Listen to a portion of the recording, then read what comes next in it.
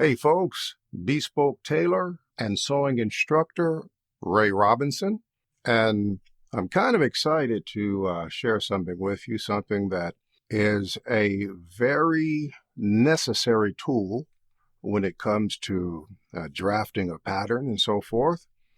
You could now you may have been getting along without it for some time, and if that is the case, you still will appreciate what I'm about to share with you. This is absolutely a time saver. It's very accurate, and let's dive right into it. I've got two different squares here, right? I do not want you to confuse these two. This one is a Tailor square. Now, it's also been called a divisional square. Some even call it a designer square. All of those names are quite fine. It is a Tailor square. That is its proper name. And I'm going to explain the difference very briefly and then jump right into the lesson. The difference between this Tailor square and this is a carpenter square. Now, you could use both of these to square something out, right? No problem. You line it up where you want, square it out. Okay, you could use either one to do that. Okay, a regular carpenter square, you've got the inches on one side, and then you flip it over, and you've got the metric system. That's generally what you have on a carpenter square. So we're going to move this out of the way. So when we look at the Tailor square, when we look at that on the one side, it has a long and a short side. The short side starts from 0 in the corner. 0 is always right in the corner here, same corner. So whenever we refer to something starting at 0, that's in the corner. Okay. So it goes from 0 to 14. That's on the short side. That's very important. When we look at the long side, it's still shorter than a carpenter square because it only goes from 0. Let's see if I can get this in the shot, to 24. Okay, so the long side is 24, and on this side, these are inches. These are inches. So inches, 14, 24. Those are the dimensions on the standard side. Now, here's where it becomes cool. When we take it and we flip it, it becomes a completely different instrument. So now, as we look at the flip side of this square, it's very interesting. It is on the far side divided into very small sections that will help us to do quite a bit. I'm going to give you a quick rundown of what the divisions are. On the short end, the 14-inch end, it is broken up into the 32nds of an inch, 16ths, 8ths, 4ths, and halves. And those are represented by the small little divisions on the end. They get smaller and smaller and smaller until they get just tiny. But they're absolutely useful. And on the long end, move this around here. Likewise, on the outer edge, we start at point 0, the corner, always point 0. Sometimes it's called point A. But we're broken into 12ths, 6ths, 3rds, 2/3. So basically what we're amounting to is the long end is divided in divisions of 3, right? Thirds. Whereas the short end, divisions of 2. So how do we use that?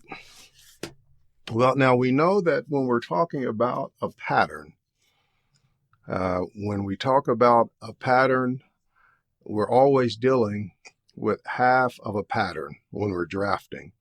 So if we're looking at a measurement that is 40 inches for the chest, okay, well, the scale of that pattern is going to be half of that, right? So it's going to be a 20-inch scale. Okay, so why is that important? Well, if you have a measurement that says draw a line that is, well, let's go ahead and square this out first. Let's go ahead and square out a line there, and I'll do that too, okay? So with this particular line that we have, let's say the pattern calls for 1/3 of the breast or chest. Now that's not talking about 1/3 of 40, which is your pattern size. It's talking about half of that. Why? Because we're dealing with half of a pattern when we're drafting. So it's talking about 1/3 of 20. Now in your mind, you could quickly calculate likely what is 1/3 of 20. But I mean, you don't have to, though. Let me show you. When you look at this division, you can see that the third scale is from point 0, or A, however your pattern mentions it, to right here. We see thirds. So we're going to focus into this little box right here. So what is 1/3 of 20? Well, I mean, I could calculate it, or I could just go to the 20 right here in the third section. See that? Move that piece of broken chalk there. Let's make sure you can see that. That's going to be right there. Why? Because there's a 20 right there within the third section. Okay? So now, what if it called for 1/6 of the chest, or the scale, which is 20? Remember, the scale is 20. What if it called for 1/6 of it? Well, you just could figure that out. Or you could just go to the 6th scale. There's a 20 right there. That is 1/6 of 20. What if it calls for 1/12 of 20? Well, you could figure that out. Or you could just go to the 12th section, and there's a 20 right there. I have to use my pen to squeeze in there. And there you go. You don't have to figure out by calculating what that is. You just go to the scale and enter the information. What if it called for, I'm going to use the other end of this scale here for a second. Now, I've mentioned that this side is dedicated to thirds. Now let me see you do this in your head. What if it called for 1/32 of the scale? So what is 1/32 of 20? Let me see you put that in a calculator and come up with inches. Well, you don't have to. This is the 32nd scale from point A, right, or 0, to right there. Wow, look, there's a 20. I already have it. Or what is 1/16 of that scale? There's a 20 within the 16th scale. That's it. Right here, this is the 8th scale. There's a 20. Well, that's 1/8 of 20. This is the 4th scale. Look at that. There's a 20. That is 1/4 of the scale, or 20. Now, how can we confirm this? Well, right there, within this 4th scale, look at that. There's your 20. Now, you can calculate in your head what is 1/4 of 20, right? You're going to get 5. What do you have right across from it? There's a 5. Do we see that? So we can continue this all the way up until we get to the half scale, or the half division. And so the instruction says to make that line 1/2 of the scale. Well, the scale is 20, right? So 1/2, we look in the half scale, there's 20. Now, you could calculate that in your head, can't you? You go across, of course, half of 20 is 10. That's easy to calculate. 4th scale, 1/4 of 20 is 5. That's easy to calculate. 1/8.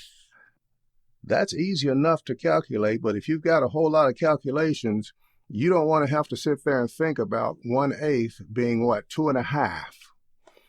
Now, you get to 1/16. You see the point? Figure that out. And you get to 1/32. Yeah.